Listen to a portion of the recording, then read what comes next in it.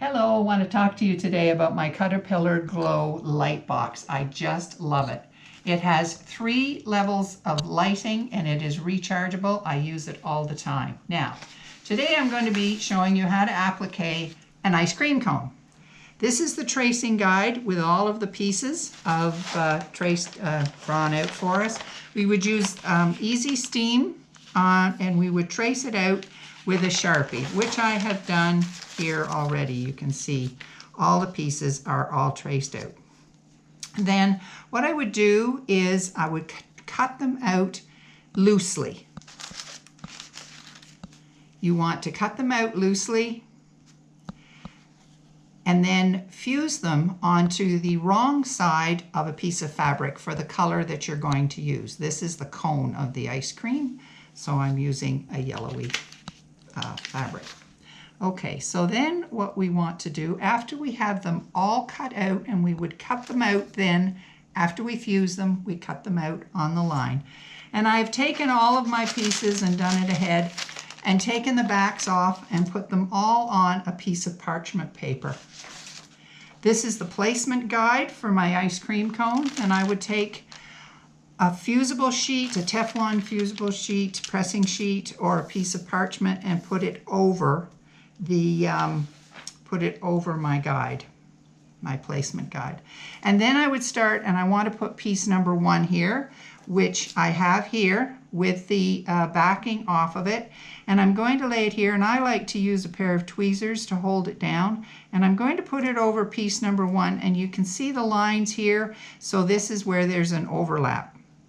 Then I'm going to take piece number 2 and I'm going to put it right here. You can see I have an overlap, but I can see the lines as to where to get to the shape. So I want to put piece number 3 and put it right on here, making sure that I have the overlap up here.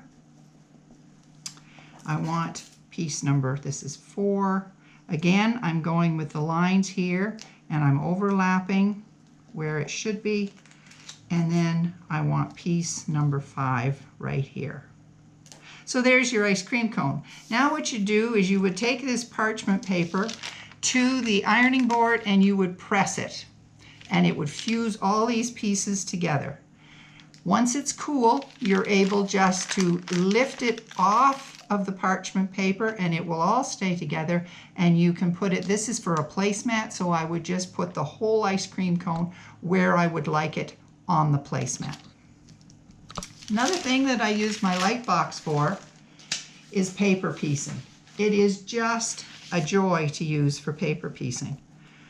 This is my pattern for my paper piecing. I take my piece of fabric. Now, before I do this, get it in the right order here. The Caterpillar comes with a cutting mat, which you can put on. I take my piece of fabric, I put it down, and you can see that I can line it up where it should be. This is piece number 1. I can line it up, and I can use my pins to hold that piece of fabric in place. Then what I can do, and I have folded this already on the line between 1 and, oh, I did 3 instead of 2. Use that, and then I can take my add a quarter